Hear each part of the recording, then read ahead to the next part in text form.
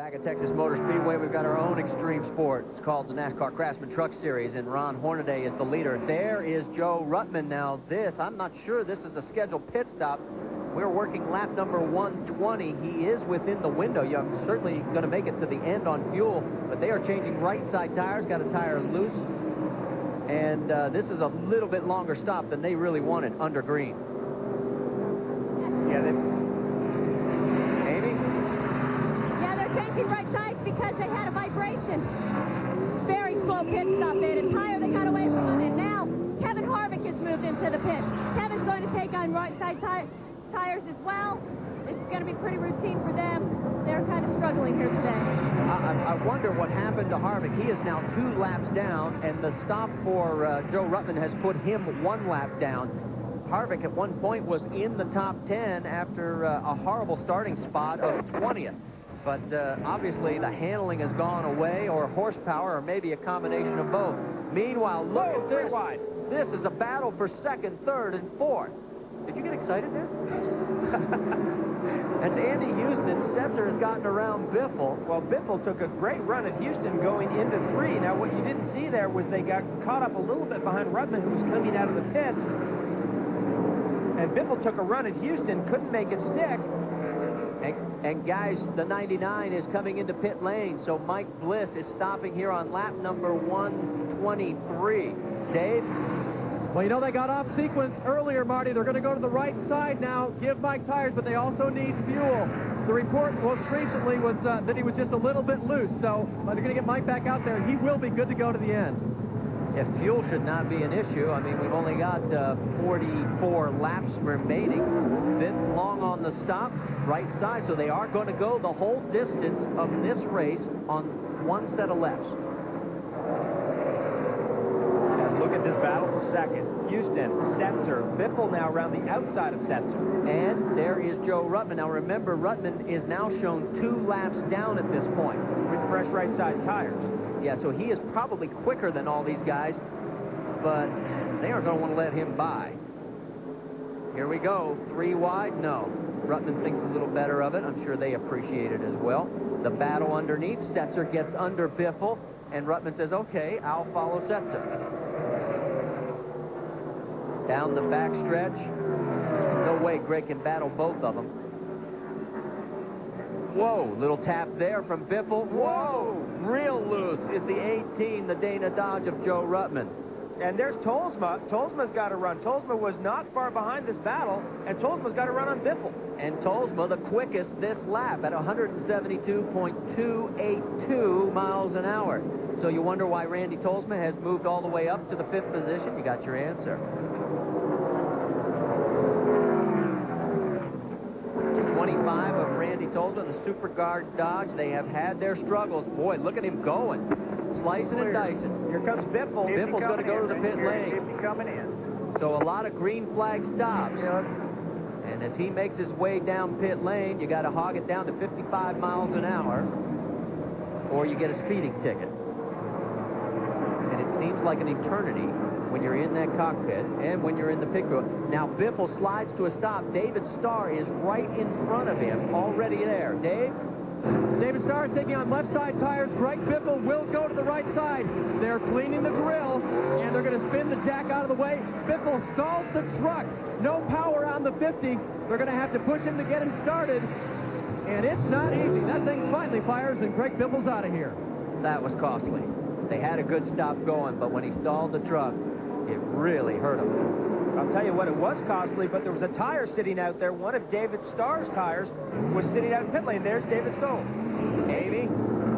Randy Tolsma came in 5th, and you know what? He needs 11.5 gallons to finish this thing, so they're going to give him fresh right side. Just give him that fuel he needs to finish. The numbers peeling off on both sides. Is that because he's been going so fast, or is he rubbing? Good stop, guys. Let's go now. Watch your speed. Well, that looked like one of the best stops the Superguard teams turned in. Tolsma, last race, they had tire problems on both the left and the right rear at 2 different times, and it just was a disaster for him as he ended up 16th at Bristol. Meanwhile, let's check up on what's happening up front. The race lead is held by 0.8 of a second by that man, Ron Hornaday. The guy who is in 2nd place right now is Dennis Setzer. It's now Andy Houston, I should say. He's gotten around. Setzer's Headed for the pit lane. That's what I was looking for. Fuel. All right. Get left. Get left. Go. You heard the crew tell him to go. They'll change right sides, Dave. Dennis Setzer is in. He will get for the final time right side tires. They were reporting that they might be able to go till lap 140, but remember the Dodges do not get fuel mileage the same as the Chevys. He's out of here. He's good to go for the rest of the way. And you can see the crew giving him a bit more rear spoiler there. So Dennis must feel that truck is a little bit loose, a little bit more rear spoiler for Dennis Setzer. So Setzer pulls back out onto the racetrack. Let's reset it for you. You're on board with our race leader, Ron Hornaday.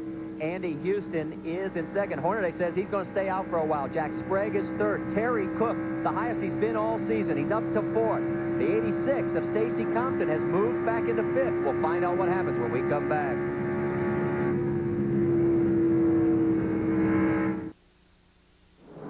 Dramatic developments at Texas Motor Speedway. Our race leader, Ron Hornaday, has miscalculated and has run out of fuel. He is coasting towards pit lane. He's coming around turn 4 right now. And I have no idea how they could have made the miscalculation. But here is Andy Houston. Dave? Marty, apparently they calculated correctly. He came in under power. They go to the right side to give him tires as well. And Andy Houston, his brother, Houston Caldwell on the jack. They will get Andy down and hopefully not collide with Ron Hornaday. Nearly a collision. Hornaday is in now. He's going to hit his pit box, but he's going to be to the outside. They have to push him back now. The NASCAR official will not let him start until he gets in his pit box. Now they go to the right side for Hornaday. They will put fuel in there. He was not under power. They're going to have to get him refired as the second can of fuel now goes in. Scott Witt's holding it. And now they're going to push start him. Hornaday being pushed by the team. Steve Meal on the door, helping the charge. And Hornaday finally fires and is out of here. Wow. There is Steve Meal right there as he has not gotten it fully lit. It's stalled again. The Napa Chevrolet having trouble getting refired. He's on the verge of going a lap down if he doesn't hurry. Stacy Compton is your race leader. He's coming by the start-finish line. And he may put him down. Right behind Compton is Jay Sauter. You can't see him. He's right out behind Stacy Compton. So there is Ron Hornaday just getting out. That was Jack Sprague right behind him. Sort this all out for you. Right now, the 86, and there comes Stacy Compton slowing on the racetrack. He is coming into pit. That's going to give the lead to the number 3 of Jay Sauter. Now remember, Sauter has not stopped yet.